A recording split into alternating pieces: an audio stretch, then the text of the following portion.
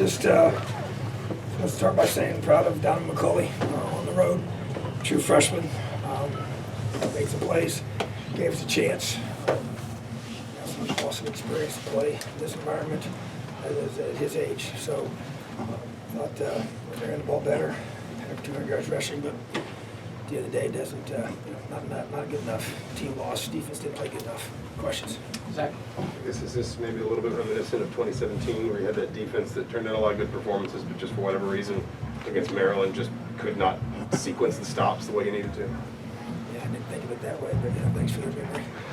Sorry. But, no, you're right. I mean, just really frustrating, just hard to be able to, win on the road when you just give up those kind of plays.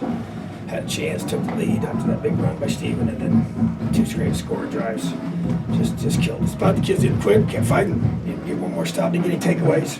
Dropped one, but got to get takeaways. Missed a field goal, which is critical. Every point matters, but just really disappointed. Our defense didn't play well enough. Too many explosive plays in the throw game, and just got to get some guys back. Obviously, tried to play Taiwan tonight. Today, he couldn't go very long, and that's been a big disappointment. And obviously, Reese didn't make the trip, so need those guys back in a huge way. Ravi, then Matt. Coach, your thoughts on what you liked from Donovan McCulley and your thoughts on how Peyton Hendershot played today? Yeah, I thought Peyton was unbelievable. I mean, he just plays so hard. He cares so much. I'm so proud of him. He's turned his life around after a tough situation that really kind of was transformational for him in so many ways, on and off the field. So I could be prouder of Peyton Hendershot and how hard he plays, how tough he plays, his leadership, and just making plays as well. He's not just, saying that he's doing it. And thought Donovan, he just made some good throws, gave us a chance on a couple deep balls. Donovan's a good quarterback. He just needs to play. Everything I've said all along. He's got a real talent, but he's young. He's really, really young.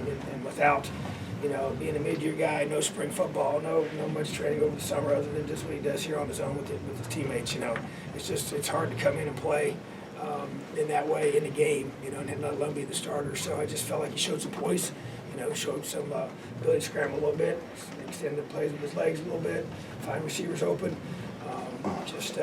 Made some good throws, made some contested throws where he had some pressure in his face and had to put the ball in the right spot. So, he had a good solid week of practice, so I really expected him to play well and was hoping he would play well, but obviously you got to do it in the game. And so that's definitely one huge positive is his performance and just improvement on our offense. But it's a team game, so all 3 phases got to come together. Matt and Griffin. Did you guys rely on him, I guess, with a freshman quarterback in his first start? Yeah, we challenged him to be able to step up, and try and take some pressure off our quarterback and all of our running backs and our offensive line and the receivers making tough catches, just to kind of make it easier on him, So we challenged the whole offense to be 1% better on every single snap, So I thought they did a good job. I really did, and just really we got to build off of that without question. To me, it's just, I do appreciate our offensive coaches just hanging in there. And, it's tough when you got different quarterbacks and being this our 3rd different guy starting for us. And that can be challenging without question. So, but really proud of them for that. It's got to get all phases coming together at the same time. All right, Griffin, then Zach.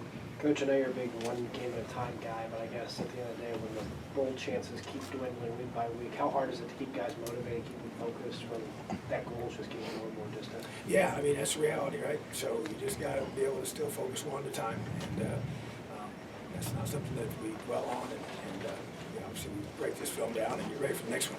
And that's what you have to do. And there's no doubt that that's we are where we are, and we're just going to keep battling, keep fighting, continue to do everything we can do every single week to find ways to win football games. And so that's what we did for this week. And there was no discussion about anything else other than getting our team position to beat Maryland. And that will be no different this coming week. So, that's reality. Zach, and we'll wrap up with Ravi. Circling back to something you talked about earlier, this defense just kind of the inability to create some of those turnovers you feel like you need. Just how much does that kind of damage maybe, I don't want to say the overall plan, but when you go into a game like this, maybe saying it's less about yards than some of those disruptive plays, not being able to create those? Yeah, I think that's really kind of the difference, to be honest with you. We gave up yards last year. And and we gave up drives last year. If you forget that, because we just got a lot of takeaways, you know, and then those erase a lot of stuff. And when you don't give, even against this team a year ago, the takeaways were the difference in the game. It was a close game last year, you know, and they had several guys out with COVID, and you know, we were able to force a lot of takeaways, a lot of interceptions, and so didn't get any today, you know, and we needed, our offense needed that. So for them to do what they did without even the assistance of takeaways, is even more impressive from our offense. But they're very frustrating for our defense, and just to be able to not get those, and we did drop one, but we got some pressure, but not enough pressure. You know, to me, that's just the reality of what we got to be able to go back to the drawing board and do a better job of. Because to me, that's the pressure is what creates the takeaways. You know, and so, but I think that is the biggest difference between last year and this year. There's a lot of similarities in some things, just not getting those picks and even fumbles. And then we did have a fumble on one of those long passes, and it bounced right back up into the guy that fumbled it. But we got to come up with those. We got to find a way to get those out and give our offense a chance to have some momentum and play downhill instead of just having to drive 75 to 80 yards every time. Robbie, last one. Is this a situation with McCauley where you kind of ride him maybe the rest of the way?